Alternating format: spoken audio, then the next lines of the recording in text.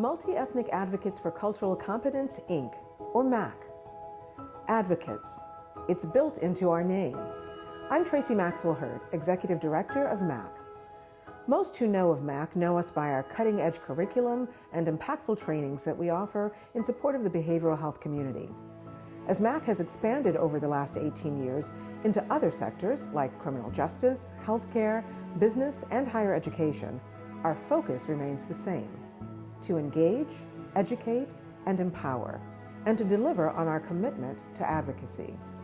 That is what we hope to offer in the following series of interviews. You will hear from people who have faced the challenges of addiction and mental health and won. You will hear from people in recovery, judges, family members, law enforcement, and medical professionals, all who have been on the field fighting for better understanding of addiction, fighting to remove the stigma that surrounds mental health, fighting for better treatment, equitable treatment, and second chances. Because there, but for the grace of God, go I. And it is only through support from the divine and one another that any of us overcome and find our way through. You will see people who look like you, me, your uncle, your neighbor's mother, your best friend's child. In the following, you will see addiction and substance misuse is no respecter of persons in the face of a fuller recovery.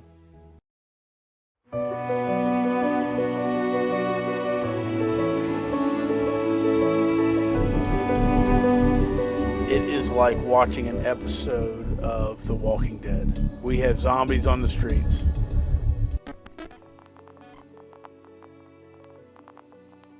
That epicenter is in Ohio, where officials say they are on track for 10,000 overdose deaths. Bill Whitaker went to the heartland. He met Ohio families. You know, we've been at this for 4 years, and we have the data to show you each year it's getting worse and worse. Well, heroin has been around for more than a century, but the abuse of it has exploded. Black market fentanyl. I started using drugs and alcohol at a very young age, 14. We told you last week that the DEA is starting a new program that will I mean, it's on every street corner. In May, the county almost passed last year's total number of deaths. Everybody I know is addicted to heroin.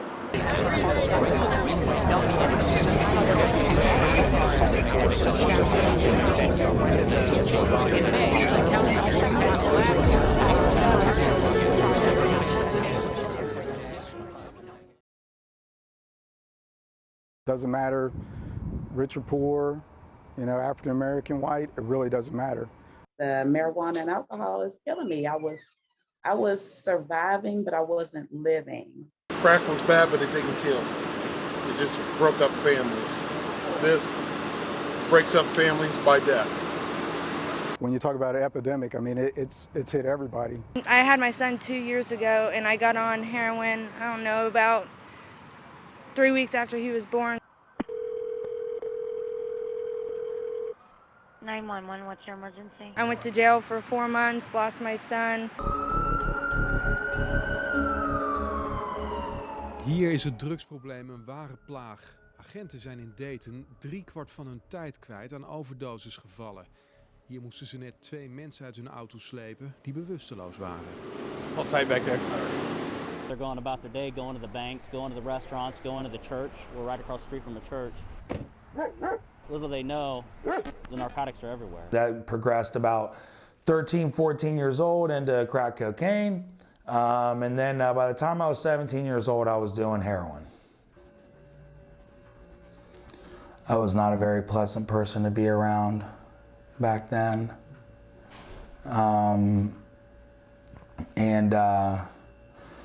Yeah. Law enforcement alone?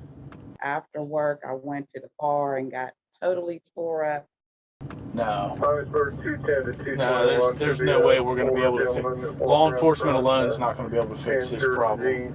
When I was 27, somebody introduced crack cocaine to me. It's going to have to be a combined effort from other resources. I recently just lost my fiance, my son's father, April 1st. He overdosed on heroin and he died just recently, so a lot of consequences. My husband just was in a frenzy and called the police. It's actually twice as many people die from drug overdoses in Ohio than are killed in automobile accidents, and that's a large number as well. So the numbers are staggering. Crystal meth was my primary drug of abuse. They ended up getting me at my job and arrested me for domestic violence and spent a night in jail. And that was a wake-up call, like, okay, you know what? It is time to get it together. I ended up homeless, and that was the first time I really wasn't able to be a productive member of society up to that point, certainly. All of my days were centered around using.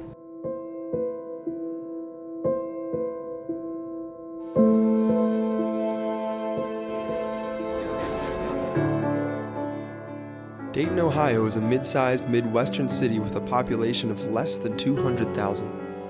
However, in recent years, it has become the center for one of the worst drug epidemics in U.S. history. The fact that Dayton kept coming up as, you know, the epicenter. We were #1 in the nation in Dayton, Ohio on drug overdoses per capita.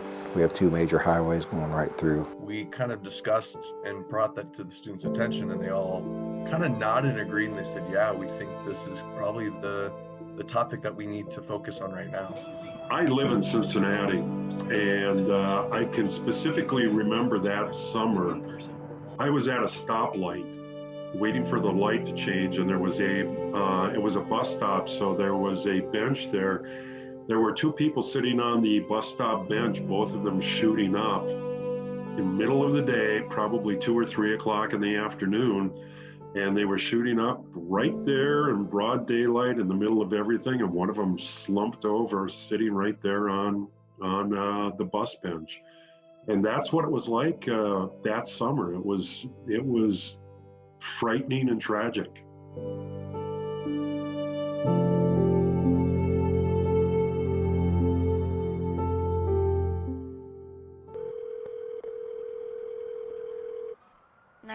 What's your emergency?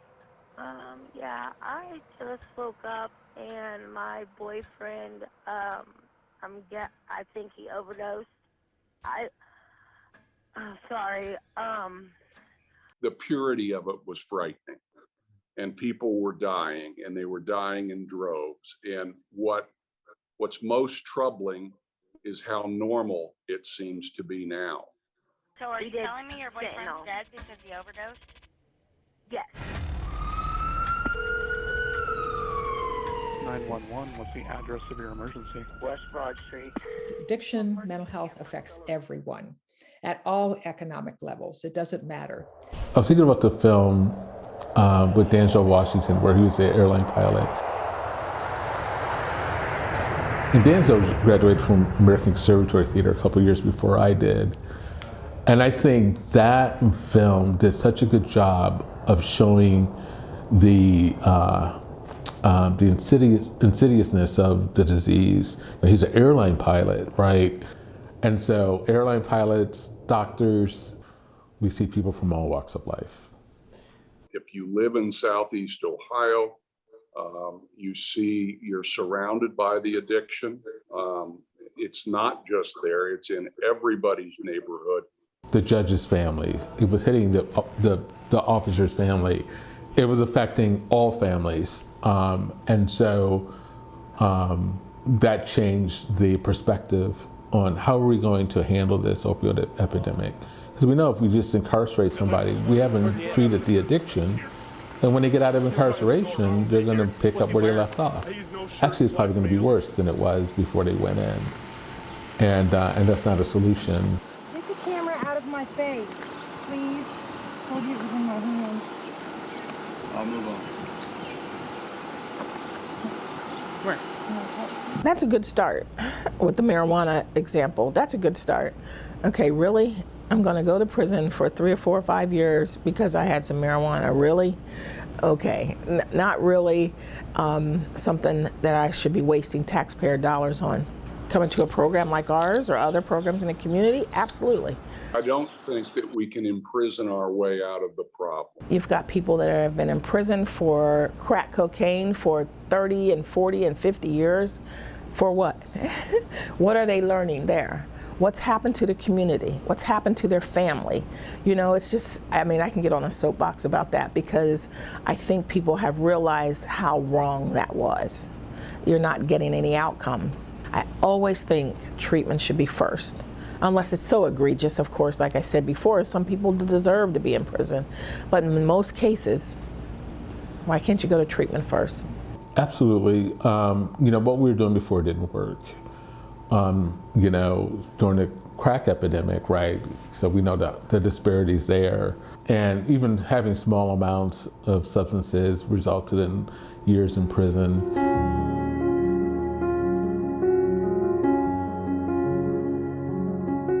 That it's somebody else's kid. It can't happen to my son. It can happen to anybody's son or daughter. But stigma is still there, and even in my own family, I have family members that don't want to talk about it. They don't want me to share their names because of that issue, because it affects sometimes your employment, you know, and things like that. So we have one of our committees on the AG task force is called Education and Stigma. Don't treat these people like pariah. They need to be loved, and they need to be embraced, and you know, so often there is a mental health overlay, and you know, many of these people have PTSD. By the time they get to us, they've lost their jobs. They're no longer a judge. They're no longer a doctor. They're no longer an attorney. They're you know, or they've been in the camps for 20 years, or they've had 3 marriages, or they haven't seen their kids, and you know, I mean, this disease does not discriminate. I think traditionally we've looked at addiction as sort of a character flaw. People choose to have a good time. People choose to use drugs. And I'm not suggesting that never happens, but I think we know a lot more about addiction as a health condition. People who have schizophrenia and struggle with that, or people who have bipolar and struggle with that, that's not a moral failing. That's a mental illness that they have. They have a biological disorder of the brain that is a handicap.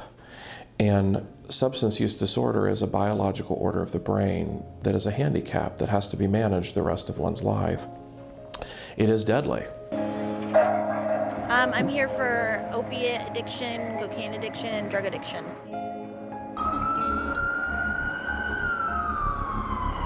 Interstates 70 and 75 intersect just north of Dayton, making the region a meeting point for opioid traffickers headed towards major cities across the U.S. October 3rd, 2017, when I got the call that my brother, who actually lives in New Jersey, overdosed. The National Center of Addiction and Substance Abuse. I kept that quiet from the department for a while, knowing that they were working on this product at that point. I never once told them till the product was finished. And you know, so I came and I told them that the whole time that you guys have been working on this, my brother's been struggling with addiction, and that he had OD'd. Actually, by the time that the film was done, I think he'd OD'd twice, and you know, somehow was revived twice. He still has not. He still hasn't beaten back the affliction, and there's scenes that the students pulled that are just really poignant.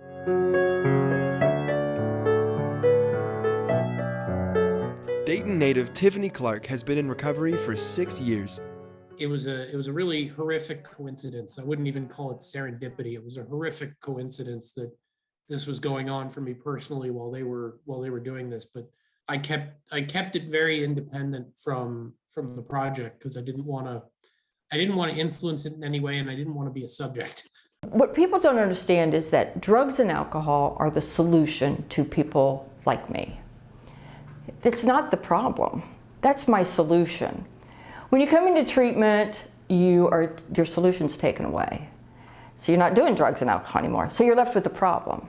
Our medics are so busy transporting the last overdose. We show up on scene. Remember this, when you see people who self-medicate with drugs over a number of years, the way I have and Judge Watson has, it doesn't make you an advocate for legalizing drugs. That's the last thing I'd want to see happen. But it does make you understand that treatment is the way out of this. People can be successful.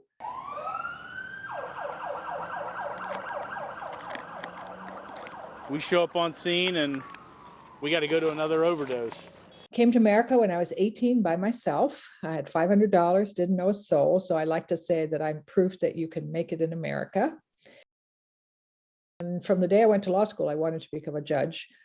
I have this religious side still, and I thought of that as my calling because at that time there were almost no women judges. So I got elected at 34 as the first common pleas female judge elected in the county. And that's where I ran into mental health front and center, MACC. So many people on my docket had mental health issues.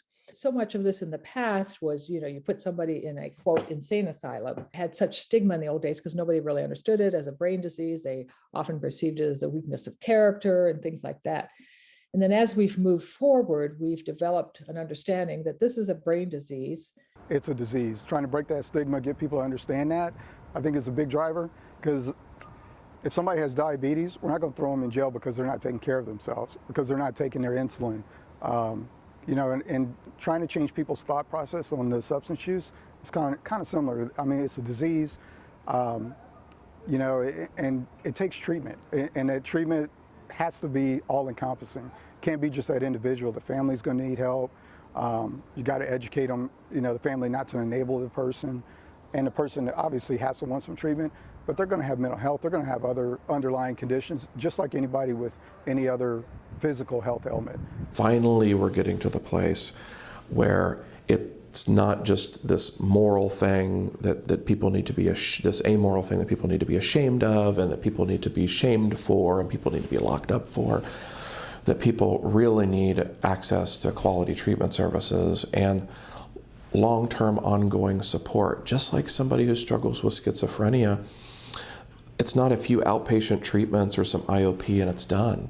There's often long-term support that needs to happen, just like for people who suffer with substance use disorder issues. I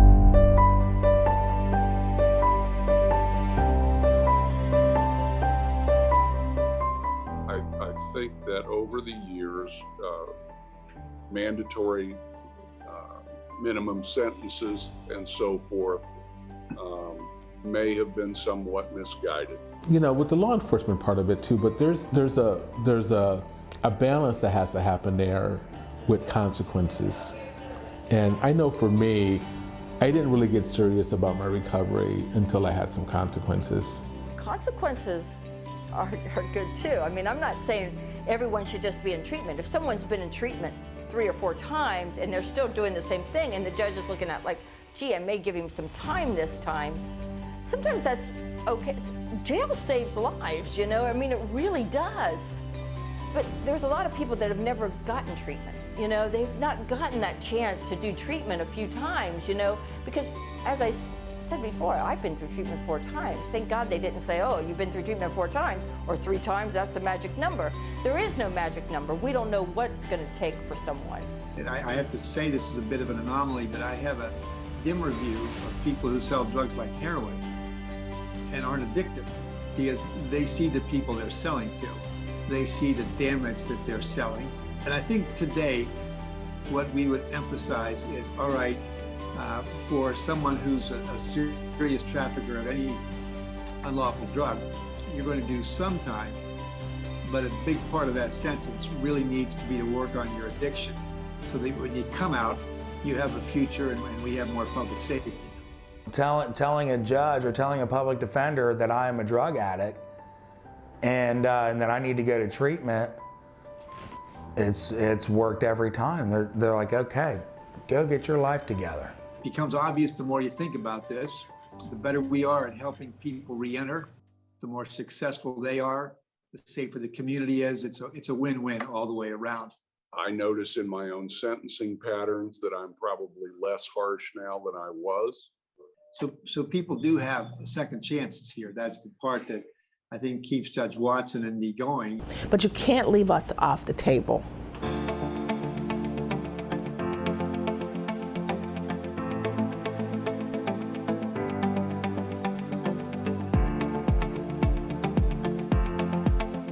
You can't make decisions in a bubble.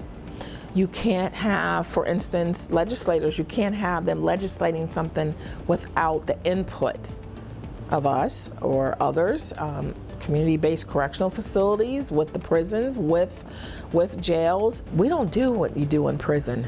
I don't want to do that. I don't want people caged up. I mean, trust me, there are people that should be locked up forever. There are, but most of the people shouldn't be there. And they should be coming through programs. It should be systematic, the way you go through the programs. I know that the REACT program, that we're sending out people to engage in people that have overdosed to make sure that they know that there is treatment available to them. I think that is so huge. It's cutting edge. Rapid Response Emergency Addiction Crisis Team. And really, it's a big collaboration in order to help people that have substance use disorder. So we go out on all non-fatal overdoses in the city and just do follow up with the individual, try to link them to treatment, try to knock down any barriers they have that are keeping them from treatment. Got an opportunity to look at what I really enjoyed about my previous career, and that was working with folks in crisis. And somebody said, go do a ride along. And they were right. There's definitely a space for folks that want to be helpful in the community, that have the skill set I had. And that's kind of how I ended up in the position I'm in today, is a lot of really good things fell into place. When we go out to do a typical outreach, we're going out cold, we're knocking on the door, we're looking for the individual that might have had to overdose or that we were referred to. So they don't know who we are, you know, it's first time meeting. They're not going to want to go in treatment day one. It's just about planting the seeds, letting them know that we care, just starting relationships. I mean, this whole thing's about relationships. And just seeing the same faces, the same people, the same vehicles, we just build that relationship. So when they're ready, they make a phone call, we come pick them up and take them to treatment. Took 12 milligrams of Narcan to recover the driver. I think it's been very helpful because, like I said, we fight this heroin epidemic, this opioid epidemic every day. Officer Chung just goes right to it. Absolutely, absolutely saves a life. To have a team that goes out and is dedicated to meet with addicts within 24 hours after they've overdosed. And then to have partnering agencies where those addicts can be linked and get same-day services. That is an ecosystem that I think is really successful and is an example to the rest of the United States about getting clients who are struggling with addiction access as quickly as possible. That there's someone who cares enough to find them shortly after we know that they've overdosed. Every time it's been, hey, where can we take you? The next day, once I sobered up, I was given that fighting chance. Yes, that compassion was there. And yes, that compassion does come from, you know, police officers and stuff today.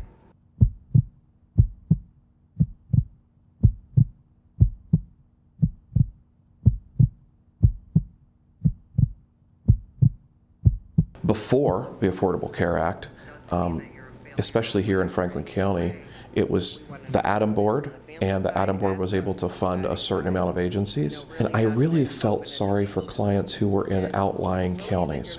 Their ATOM boards didn't have the money that Franklin County, being the most populous county, was able to fund back into treatment centers. So perhaps there would be a client in a smaller county that's an outlier, and their ATOM board could only fund IOP for a short period of time. They didn't have access to detox, residential detox. They didn't have access to 6 months of residential care. Now, because of the Affordable Care Act, those treatment opportunities have moved to all of the counties of Ohio. All of Ohio's citizens, regardless of the county they live in, have access to the same services, regardless of what county they're in and what their county can pay for. It has been the biggest savior for getting treatment for people who had no insurance, and that was a huge thing. Medicaid expansion for our guys here, especially at our men's residential program. Before that, our guys had no health insurance. They couldn't go to the dentist, couldn't do any of those things. And here they are, been on the streets for so long, and they come into treatment and they still can't go to the doctor, you know. So that really opened up, you know, them being able to take care of themselves. Access to medical and treatment services for LGBT people has definitely increased here in Franklin County. We have a service provider whose mission it is specifically to serve that population, and that is really, really wonderful.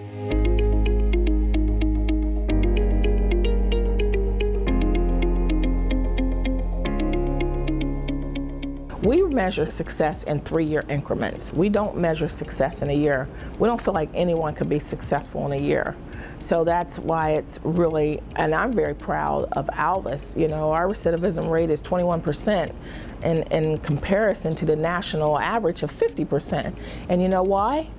Because we've used the data and we've used those evidence-informed curricula for all of our clients. From them going from treatment here and then going to a recovery house outside of here after they leave here, the outcomes went from about 45–50% of our guys were staying sober. It jumped up to about 80%. Staying sober after when we're tracking them a year to 2 years out. Sample case of a guy out of Delaware who cost the system over 8 years $644,000, cycled through hospitals, prisons, jails, rearrested, rehospitalized. They finally decided to try the supportive housing route. They put him in supportive housing with very robust services. And over the next 8 years, he will cost them $244,000. And he's not been rearrested and he's not been rehospitalized. If they don't do something to change the paradigm, they will spend that $400,000 extra with no better outcome. He'll still cycle. So we talk about the business, we call that making the business case for mental health. And the emergency rooms, it's a lot cheaper getting someone clean and sober and then they're not going into the emergency room all the time or they're going into jail. Absolutely, it's a lot cheaper. But I'm telling you, people want help. And that's what's different for me, from what I've seen over the years. People are begging for help now. And that's why the need is so great, is that people are asking more for help. That's what we experience here, is that, even during COVID, when we closed down one of our outpatient treatment centers, people were sleeping at the door, waiting for us to open up, begging for help. I think people are listening to us, people are seeing the results, and that's the thing too, when we get everybody on board that's collecting the data and able to prove the outcomes, then more people listen. So I do think that people are listening. Heroin causes the release of dopamine in the brain. This chemical is responsible for the feeling of... But what I always tell people is that on occasion you get this rare moment where it's an aha moment, where you actually see on a student's face that something clicked. I have never in my professional career seen aha moments as broadly and as deeply as I did with these kids. Nothing had been more impactful for them than I think doing this project. These students appreciated the recognition, really appreciated it, but I think they also realized that what they produced is going to have a pretty long shelf life, that this story of what was happening in the world, in this particular part of the world at that point in time, they told the story very well, and it's going to live on for a long, long time. These students who did this have made like I said, it was an indelible and a lasting contribution, I think, to the fight against the opioid crisis.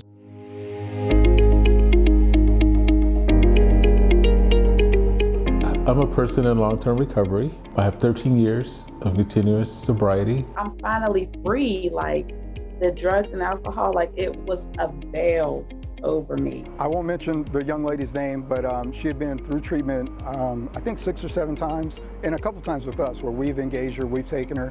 I've been sober for 5 years, celebrated a 5th year anniversary on the 2nd of August. You make me cry. Hi. Okay, Carolyn Ireland, the CEO of the House of Hope. I'm not bound up in the drugs no more. Like, I felt like I was bound up.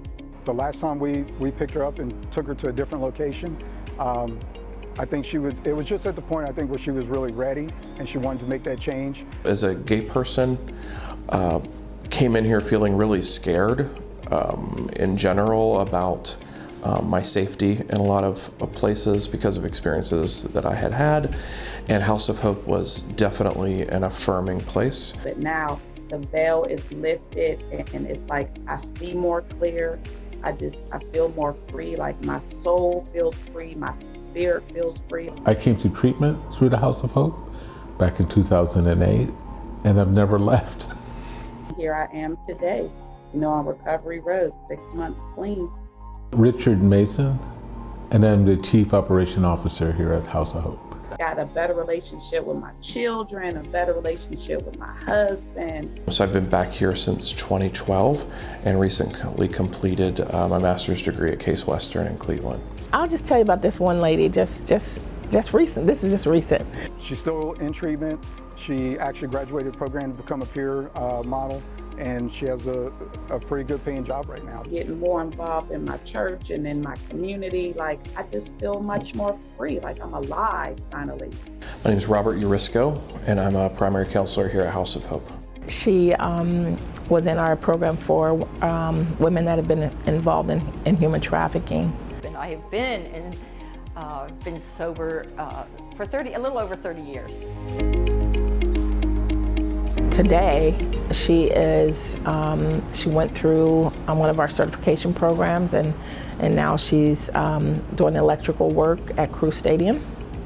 And, that's a success. I have been pleasantly surprised by the goodness of life in recovery, and I am looking forward to continuing to be pleasantly surprised with how the road rises up to meet me and how good life can be.